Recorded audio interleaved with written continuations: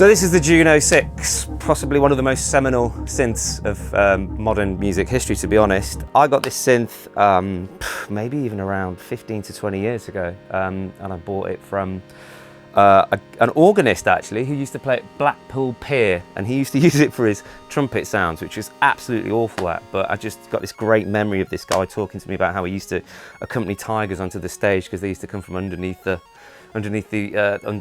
ground, like the dance floor as it were. So this has a lot of memories for me. It was the first analog synth I ever owned, and it had everything laid out in front of me. So I could actually start to understand not only what things meant, but what they actually did physically to the sound, so to speak, and how they actually altered the sound.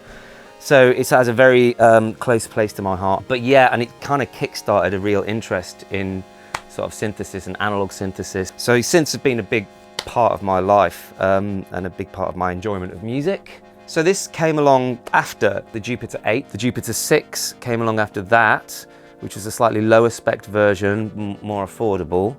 All of them ended up on, big albums. Trevor Horn would have been a big user of these kind of synths, as well as like your Depeche Mode. The Juno-6 would probably have been considered an entry point, a much cheaper entry point. It had 6 polyphony, hence the 6, and it had digitally controlled oscillators. Now, oscillators are the tone generators, so to speak, so they create the notes that we hear. I'm going to make it into a pad sound. Here we go. Turn that off. No LFO, right, okay. Here, I'm going to push the attack and you'll hear it change. Longer the attack. So then what they used to use this for, you imagine a string instrument, like a bowed string instrument. It has an attack that's a bit slower and then it comes in. So a violin, for instance, if they were trying to emulate a violin at the time, it would kind of just fade in as opposed to this attack here. Then the decay and the hold, but with a pad we would push the release as well. It's all quite easy to get this from your soft synths now, but at the time, for me, it was really helpful to be able to see what was happening. We didn't have that because the soft synths weren't around at that point. Anyway.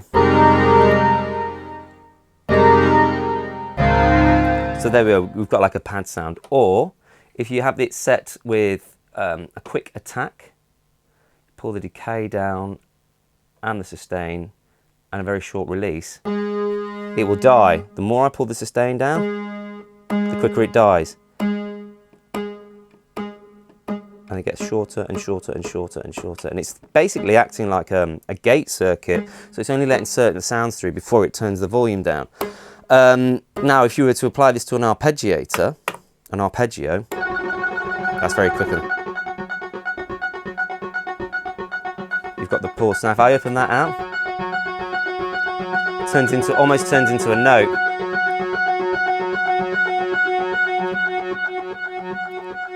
So then with the attack there, you're not hearing it. So, or put the release all the way up and it just becomes a chord again. So you could. So here we go. Yeah, it's cool. I love it. It's been so long since I've got this out. It's like falling in love again. Okay. With the Juno-6, you were able to make these huge, wide, expansive pads, which I'm about to put back on again. Yeah, there we go. It's done it for me. Amazing. Big, beautiful, big with the chorus on as well.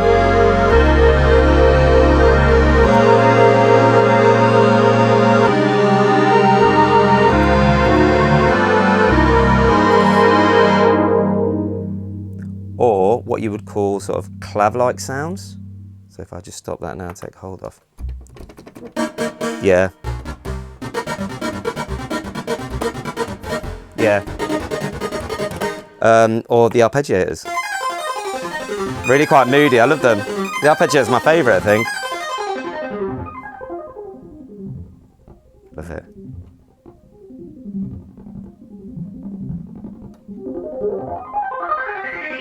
Wicked. I love it. So that is the Juno-6 in a nutshell.